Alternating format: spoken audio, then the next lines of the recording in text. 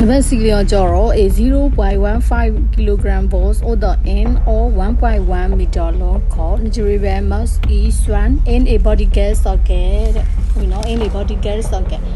Below she determine the minimum speed of the ball man has at the dot or is or so that the ball continues moving in its socket. Or the shadow 80 binding of a singer. A model daughter the 2 year layover, 1 meter sheet, 2 year sorry my heart.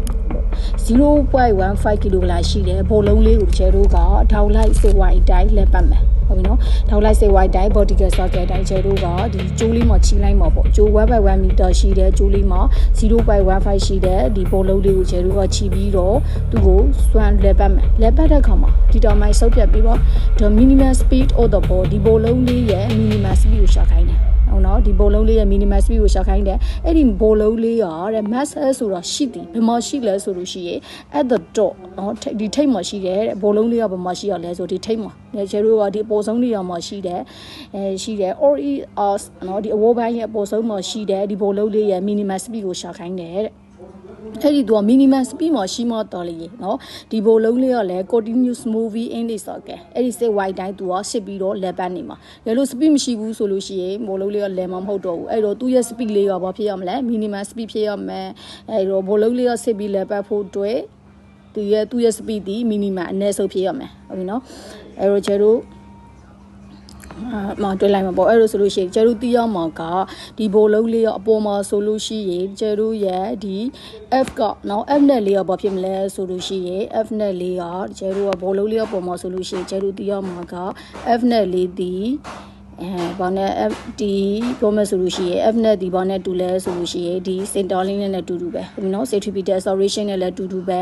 အဲ့တော့သူ့ရဲ့တန်ဖိုးလေးက centripetal acceleration မှာပါရှိလဲ AV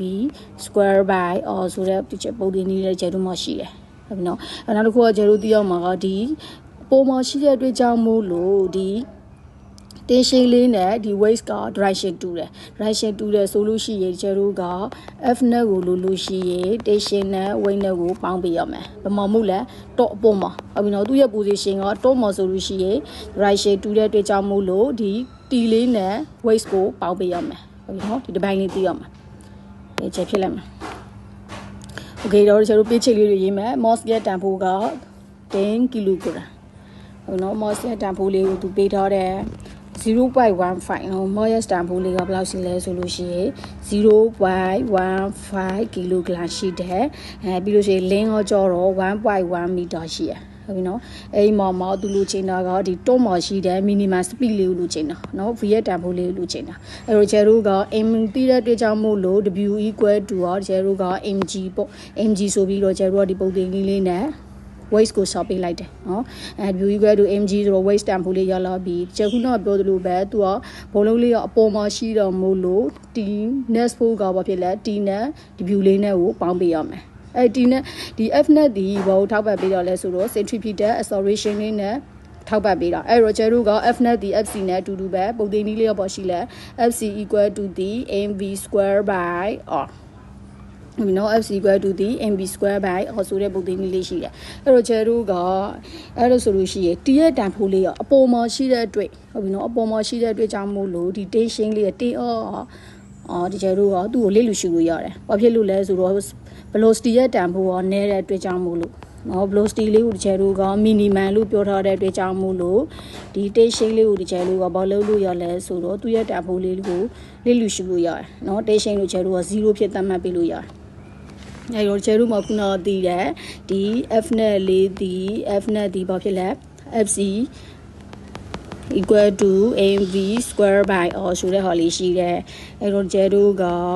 mv square by r equal to t plus w ရှိရယ်နော်ဒါခုနတော့ကျဲတို့ပြောထားပြီအဲ့မှာဒီ t လေးကိုကျဲတို့ကဘာလို့ t ရဲ့တာဖိုးလေးကအလွန်နည်းတယ်လို့ယူဆလိုက်မယ်0နဲ့တူတယ်လို့ယူဆလိုက်လို့ရှိရင်ဒီတော့ mv square by r equal to t w လေးပဲကြိုက်ခဲ့မယ်ဟုတ်ပြီနော်အဲ့တော့ w လေးပဲကြိုင်ခဲ့မယ်ဆိုလို့ရှိရင်ကျဲတို့လူချိန်တာကဒီမှာ v square အဲ့တော့ r o w t ပြီးတော့ m လေးနဲ့စာအဲ့တော့ r ရဲ့တန်ဖိုးလေးက r ရဲ့တန်ဖိုးလေးကဘယ်လောက်လဲ1/1နော် w ရောကြောတော့ w ရဲ့တန်ဖိုးလေးကကြောတော့ခုနကကျတော့ w ရဲ့တန်ဖိုးလေးရောက်ထားပြီး 1.47အိမ်မြတ်တန်ဖိုးလေးတော့ကျတော့ 0.15အဲ့ဆင်းလိုက်လို့ရှိရင်အဖြေက10.8လူချင်းတော့ကျတော့ v ပဲလို့ရတဲ့ကြောင့်မို့3.28 velocity ရဲ့ unit က meter per second အဲ့ကျတော့တစ်ပိုင်းပြီးသွားပြီဟုတ်ပြီနော်ကဲကျတော့ဒီမှာပြန်ကြည့်စိတ်ကြည့်မယ်မေကိုလေးပြဖတ်မယ်အဲ့တော့မေကိုလေးပေါ်ပြောလဲဆိုတော့ calculate the tension in the course at the bottom of the arc ဒီကျိုးလေးရောဒီမှာပေါ့အဝိုးပိုင်းလေးရဲ့သူကဘာမှထားမလဲဆိုလို့ရှိရင်ဒီဘိုလုံးလေးကိုအောက်မှာထားမယ်နော်ဘော်တိုမှာထားမယ်ဆိုလို့ရှိရင်တဲ့နော်အဲ့သူ့ရဲ့ speed လေးဒီနှစ်ဆော့ဖြစ်တယ်လို့ယူဆပါတဲ့နော်သူ့ရဲ့ speed ကိုနှစ်ဆော့ဖြစ်တယ်လို့ယူဆပေးပါလို့သူကပြောတယ်အဲ့တော့ငကိုတချေတို့ထွေလာတဲ့ဒီ v ပလိုင်းလေးရောဆိုလို့ရှိရင်ခုနထွေတဲ့အဖြေရဲ့နှစ်ဆော့လို့ယူဆပြီးတော့ဘာကိုရှော့ပေးရမလဲဆိုတော့ဒီမှာရှိတဲ့တေးအော်လေးကိုသူကရှော့ခိုင်းတာနော်အောက်မှာဆိုလို့ရှိရင်ဒီအောက်မှာရှိတဲ့ဒီဘောလုံးလေးကအောက်မှာရောက်လို့နေတယ်ဆိုလို့ရှိရင်အဲ့ဒီဘောလုံးလေးရဲ့တေးအော်ကိုရှော့ပါဒါပေမဲ့သူ့ရဲ့ velocity လေးကဘယ်လောက်ဖြစ်သွားလဲဆိုတော့နှစ်ဆော့ဖြစ်သွားပြီလို့သူကပြောတယ်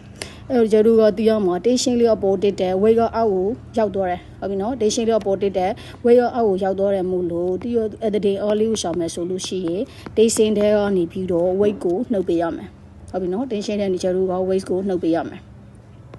အဲ့ကျတို့ပုံစံကိုရှင်းတွေ့ရအောင်ဆိုအဲ့တော့ကျတို့ခုနတော့က at the borders of the arc ဒီဆိုအဝေါ်ပိုင်းလေးရဲ့ဒီအောက်ခြေမှာတွေ့မယ်အဲ့တော့ v လေးရောဆိုလို့ရှိရင်ကျတို့ကဘာဖြစ်လဲသူကနှစ်ဆော့ဖြစ်သွားပြီအဲ့တော့2အမြောက်ဒီလိုမျိုးဖြစ်သွားမှာပေါ့ v blind ဒီ 2v အဲ့တော့ကျတို့ကခုနရတဲ့ဒီတန်ဖိုးလေးကိုစောသွေးပြီးတွေ့လိုက်လို့ရှိရင်ဒီ v blind လေးရမယ် v blind ရလို့ဆိုရင်ကျတို့က tension ကိုရှော့ပေးမယ်ဟုတ်ပြီနော်အဲ့တော့ tension ကိုကျတို့ကရှော့ပေးရမယ်အဲ့တော့ the next for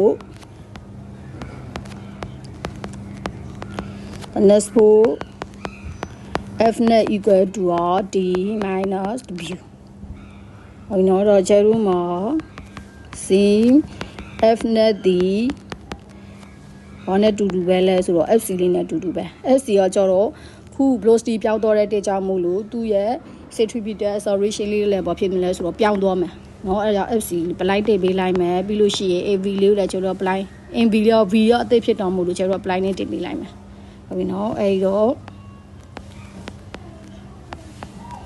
equal to ဆိုပြီးတော့ဒီ FC နဲ့ဘာလေးပေးလို့ရလဲဆိုတော့ T minus W နော် T minus W လေးသွင်းလိုက်မယ်အဲ့လိုချင်တော့က T ကိုပဲလို့တာ T ကိုပဲလို့တယ်ဆိုတော့ n plus V square by or plus W ပေါ့အဲ့တော့တန်ဖိုးလေးတွေစောသွင်းမယ် n က n တန်ဖိုးလေးက 0.15 V ကကျတော့ခုနရတဲ့အဖြေwas square တင်ပြီးလို့ရှိရင် r ရဲ့တန်ဖိုးလေးက 1.1 ပြီးလို့ရှိရင်ပေါင်းမဲ့ W ရဲ့တန်ဖိုးလေးက 1.47 ဟုတ်ပြီနော်ကျတို့ tension ရဲ့ဖြေကိုတွေ့လိုက်လို့ရှိရင် 7.34 newton